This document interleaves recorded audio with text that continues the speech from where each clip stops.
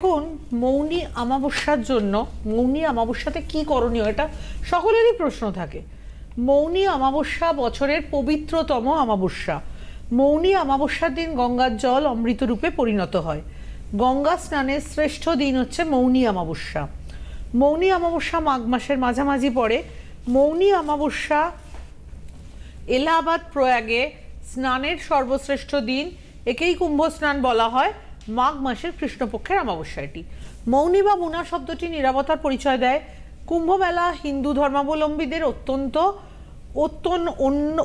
অত্যন্ত একটা গুরুত্বপূর্ণ জিনিস এবং হিন্দু ধর্মাবলম্বীদের অন্যতম শ্রেষ্ঠ মিলন উৎসব। সমগ্র বিশ্ব থেকে কিন্তু মানুষ এসে এখানে সমবেত হয়। মৌনী অমাবস্যায় আধ্যাত্মিক সাধনার জন্য উৎসর্গীকৃত তিথি এই মৌনী অমাবস্যা। মৌনী অমাবস্যা কুম্ভ বা অমৃত যোগ দিবস হিসাবে পরিচিত। মৌনী অমাবস্যা জ্ঞান সুখ সম্পদ অর্জনের তিথি।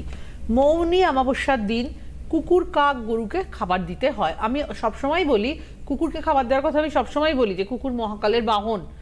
এখানে কিন্তু কুকুর ছাড়াও কাক এবং গরুকে, এবং একটা কথা সবসময় জানবেন, জীব সেবাই শিব সেবা।